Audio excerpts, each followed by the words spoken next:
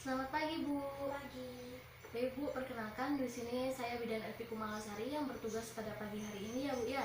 Sebelumnya benar dengan Nyonya Kak? Iya. Ya, baik. Kalau boleh tahu umur berapa ya, Bu? 24 tahun. 24 tahun ya, Bu. Ini baru melahirkan pertama kali ya, Bu? Anak pertama ya, Bu? Iya. Iya, baik. Sebelum saya lanjutkan, apakah ada yang bisa saya bantu, Bu?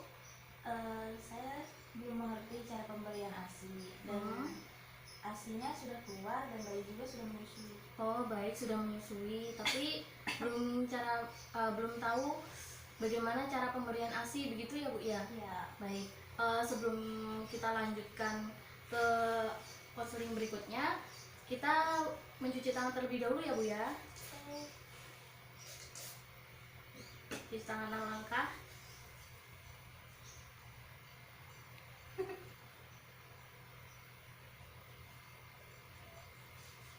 Baik.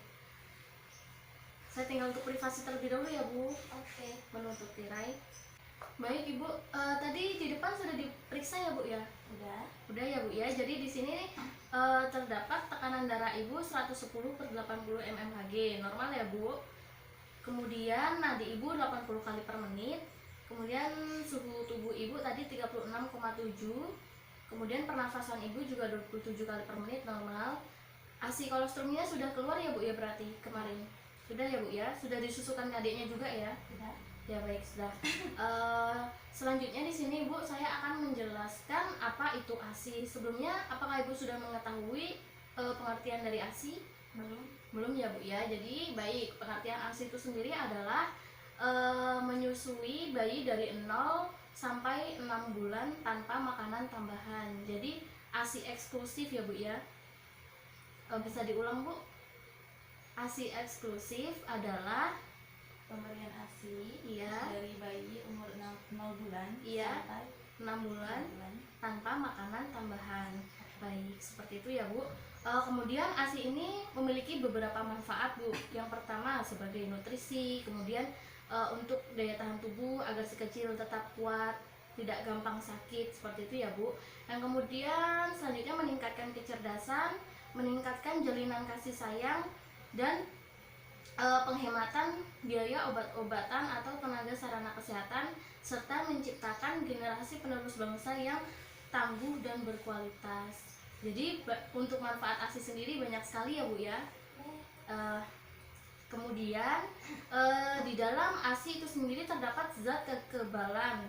Ya, diantaranya faktor bifidus atau yang mendukung proses perkembangan bakteri yang menguntungkan. Bakteri yang untuk mencegah pertumbuhan bakteri yang merugikan. Nah, di sini juga ada laktoforin untuk mengikat zat besi dalam ASI sehingga zat besi tidak digunakan oleh bakteri patogen untuk pertumbuhannya atau anti alergi. Seperti itu, Ibu. Di sini saya juga ingin menjelaskan jenis-jenis ASI. Atau yang pertama yaitu kolostrum ya, Bu ya, yang seperti saya sebutkan di awal tadi. Kolostrum ini merupakan cairan yang pertama kali cairan kental dengan warna kekuning-kuningan dibanding dengan susu matur, seperti itu, Bu. Jadi kalau ASI pertama itu kan ada kayak kuning-kuning kental gitu ya, Bu. Itu jangan dibuang karena itu kolostrum harus segera disusukan kepada bayi atau kepada si kecil agar si kecil kekebalan tubuhnya lebih meningkat, seperti itu, tidak gampang sakit, begitu ya, Bu ya. Kemudian selanjutnya di sini ada diskresi hari ke-1 sampai ke-3. Bila dipanaskan akan menggumpal, sedangkan ASI matur tidak merupakan pencahar yang ideal untuk membersihkan mekonium dari usus bayi yang baru lahir, mempersiapkan saluran pencernaan makanan bayi makanan yang akan datang. Nah, yang selanjutnya di sini ada air susu peralihan. Apa itu air susu peralihan? Yaitu merupakan ASI peralihan dari kolostrum sampai menjadi ASI yang matur, seperti itu. Yang selanjutnya di sini ada air susu matur.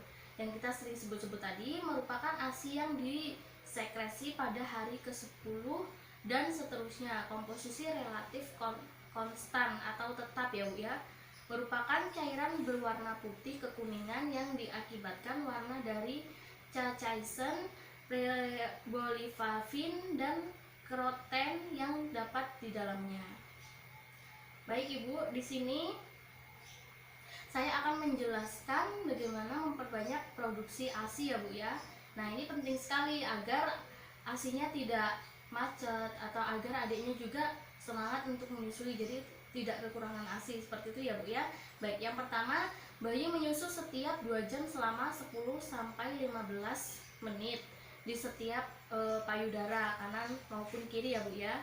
Kemudian bangunkan bayi, buka baju atau digendong yang membuat rasa gerah. Ibu bisa sambil duduk selama ibu menyusui. Seperti itu ya Bu. Kemudian memastikan bayi menyusui dengan posisi yang baik. Dengan cara bagaimana? Menempel pada ibunya. Jadi bisa ditaruh di dada ibu begitu ya Bu ya. Bisa menempel dengan payudara ibu.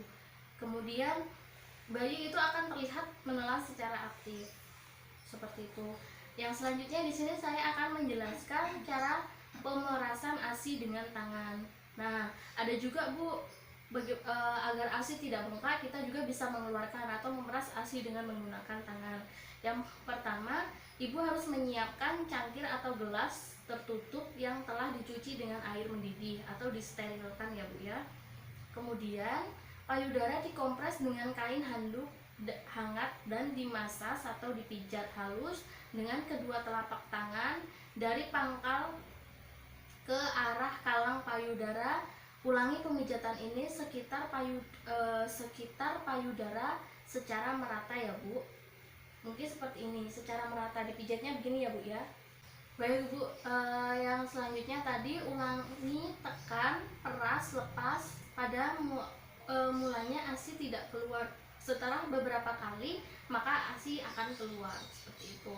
Yang selanjutnya Ibu, di sini saya akan menjelaskan cara penyimpanan dan pemberian ASI perah. Nah, yang pertama ini ASI perah dapat disimpan di udara terbuka atau bebas selama 6 atau 8 jam. Jadi kurang dari 6 atau 8 jam itu tidak bisa ya Bu ya.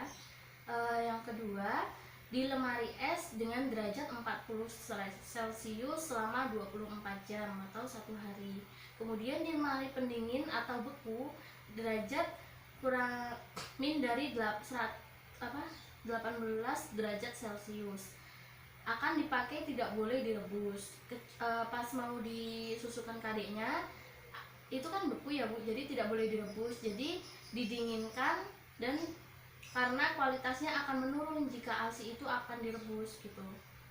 Kemudian ASI juga cukup didiamkan beberapa saat seperti yang saya bilang tadi di dalam suhu kamar, tidak terlalu dingin, atau direndam di dalam wadah yang berisi air panas.